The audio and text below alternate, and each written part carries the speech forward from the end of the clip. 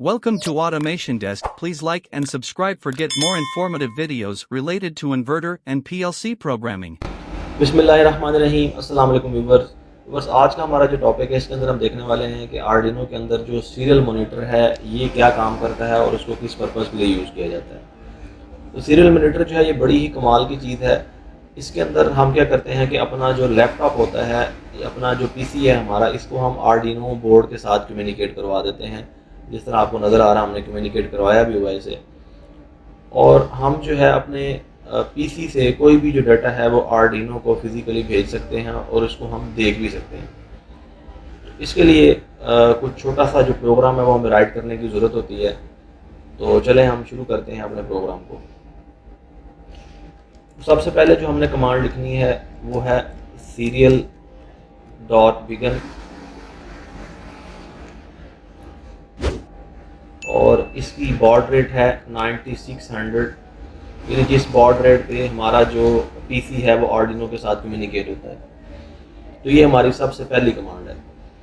अब अगर मैं ये सिर्फ इतना सा प्रोग्राम इसके अंदर अपलोड कर दूं, ये मैंने आर्डिनो के अंदर अपलोड कर दिया और सीरियल मॉनिटर जो है यहाँ से ओपन होता है। ये देखें, इसको मैं जहाँ पे ऑन करके जाके देखता हूँ तो कोई भी डाटा जो है वो मैं इसमें डालता हूँ तो ये डाटा यहाँ पे हमें डिस्प्ले नहीं हो रहा, क्योंकि हमने सिर्फ अभी सीरियल मॉनिटर जो है इसको बिगन किया है और उसके अलावा इसे हमने इसकी बॉड रेट दी है।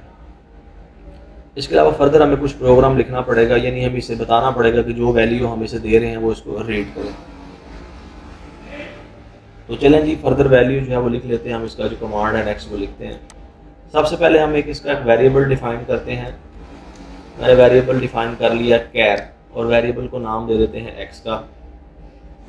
उसके बाद मैं इसको इक्वल कर देता हूँ सीरियल डॉट रीड, ये मैंने एक कमांड लिख दी। अब मैंने इसमें से ये बताया कि हमारे पास एक कैर वेरिएबल मैंने डिफाइन किया और इसकी जो वैल्यू है वो एक्स के अंदर स्टोर होगी, और मैंने इसे बताया कि जो भी डाटा आए इस वेरिएबल के अंदर उसको सीरियल डॉट रीड की कमांड लगा के बताया कि उसको रीड कर ले। अब ये हमने डेटा को रीड कर लिया है। अब जो डेटा हमने रीड किया है उसको हमने सीरियल मॉनिटर पे देखना है, तो ज़ाहिर है उसके लिए भी हमें कमांड लगानी पड़ेगी। उसके लिए हम प्रिंट की कमांड लगाते हैं कि हमने इस डेटा को जो है वो प्रिंट कैसे करना है। उसके लिए जो है वो मैं कमांड लगा देता हूँ सीरियल डॉट प्रिंट की कमांड है जी। उसके लिए सीरियल डॉट प्रिंट लगाएंगे और ब्रैकेट के अंदर हम लिखेंगे एक्स, जो वेरिएबल हमने डिफाइन किया हुआ है कि जो भी डाटा जो है वो रीड करे वो इसके अंदर प्रिंट कर दे एक्स वेरिएबल के अंदर। इसको लोड कर लेते हैं। लोड करने के बाद देखते हैं जी हमारे पास क्या रिजल्ट्स आते हैं। प्रोग्राम लोड हो चुका है हमारा। ये देखें जी, ये डेटा इस फॉर्म के अंदर आना शुरू हो गया, यानी मैंने इसे कोई भी इनपुट नहीं दी तो ये हमारा डेटा जो है इसके अंदर इस फॉर्म के अंदर आना शुरू हो गया। इसके लिए हमें थोड़ा सा फर्दर जो है वो प्रोग्राम को बेहतर करने की ज़रूरत है। इसके अंदर अब हम इफ़ की कमांड लगाएंगे, यानी अगर हम कोई डेटा भेजें तो ये रीड करे, अदरवाइज ओपन रीड ना करे, क्योंकि अभी हमने इसे कोई रिस्ट्रिक्शन नहीं लगाई। हमने सिर्फ उसे ये बताया कि जो भी वैल्यू आ रही है उसे रीड करता रहे, उसके अकॉर्डिंगली वो वैल्यू रीड किए जा रहा है। तो यहाँ पे अब हम कमांड लगा लेते हैं इफ़ की कमांड लगाई मैंने और ब्रैकेट स्टार्ट कर दी। इसमें कमांड लगेगी हमारे पास। अब ये जो सीरियल डॉट अवेलेबल की कमांड है ये बताएगी कि अगर हमारा जो हम कमांड दे रहे हैं, जो डेटा इसे हम दे रहे हैं, अगर तो उसकी अवेलेबिलिटी हुई, यानी वो अवेलेबल हुआ तो हमें ये प्रिंट करवाएगा, अदरवाइज ये प्रिंट नहीं करवाएगा। ये एक रिस्ट्रिक्शन हमने इसे लगा दी है। एंटर करेंगे और यहाँ पे हम करली ब्रैकेट करेंगे स्टार्ट, और यहाँ पे जाके हम करली ब्रैकेट जो है वो एंड कर देंगे, क्योंकि इफ़ के बाद हमने उसे एक कंडीशन बता दी है। प्रोग्राम को हम कर लेते हैं लोड, और लोड करके देखते हैं कि क्या रिजल्ट आता है हमारे पास।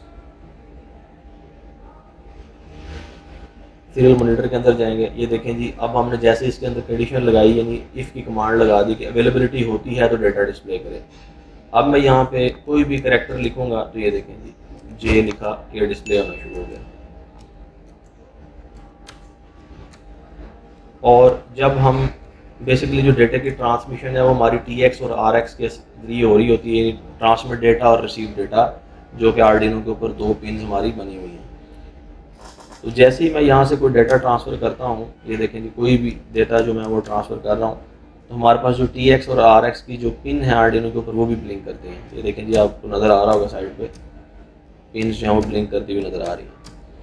तो इस तरह से हम जो है वो सीरियल मॉनिटर को यूज़ करते हुए कोई भी डाटा जो है वो अपने PC से आर्डिनो की तरफ ट्रांसफ़र कर सकते हैं और उसे डिस्प्ले भी कर सकते हैं।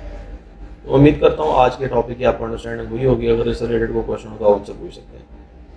Thank you so much. दुआ में रखिएगा याद और रखिएगा अपने इस चैनल का भी ख्याल। अल्लाह हाफिज़।